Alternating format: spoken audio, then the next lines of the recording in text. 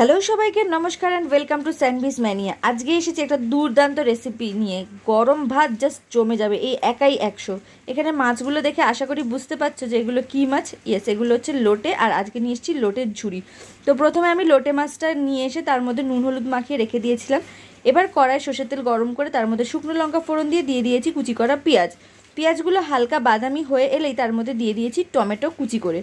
এবার টমেটোটাও একটুখানি সেদ্ধ হবে, তার মধ্যে এবার দিয়ে দেবো রসুন বাটা, আদা বাটা আর কাঁচা লঙ্কা বাটা। এখানে রসুনের সাথে অল্প একটু কাঁচা লঙ্কা বেটেছি। রসুন আর কাঁচা লঙ্কা আর আদা বাটা দিয়ে এবার এটা হালকা একটু কষতে থাকবো। এবার তারপরে দিয়ে দেবো ওই মাছগুলো তোমরা যখন কিনবে আমি বলবো একটু গোটা গোটা আনাই ভালো, যেহেতু এটা বাজার থেকে আনা হয়েছিল, তারা কেটে বেছে পরিষ্কার করেই দিয়েছিল।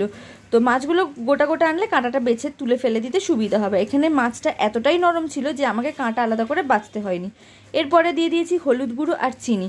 তোমরা লঙ্কা গুঁড়ো দিয়ে অবশ্যই দেখতে আরও সুন্দর হবে। আর হ্যাঁ, গোটা গরম মশলা ফোড়নও দিতে পারো, আমি এখানে গুঁড়ো দিয়েছিলাম পরে।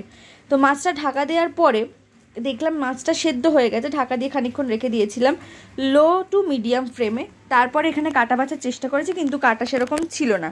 পরে কষাতে কষাতে যখন কাটাটা পেয়েছি দুই একটা, আমি তখন তুলে ফেলেছিলাম। তো এরকমভাবে কনস্ট্যান্টলি নেড়ে যেতে হবে, আর মাঝে মাঝে ঢাকা দিয়ে দেবে, দেখবে মাছ থেকে নিজেই জল ছাড়ছে। এরকমভাবে জল ছেড়ে ছেড়ে যখন মাছ কষাতে থাকবে দেখবে একদম শুকনো শুকনো হয়ে যাবে, আর ওপর থেকে গরম মশলা ছড়িয়ে নামিয়ে নেবে। ব্যাস, তাহলেই রেডি হচ্ছে আমাদের লোটে ঝুড়ো। গরম ভাতে জাস্ট আর কিচ্ছু লাগে না। তো তোমরা জানাও তোমাদের এই জিনিসটা কেমন লাগে, আর অবশ্যই জানিও আমার ভিডিওটা তোমাদের কেমন লাগলো। টাটা।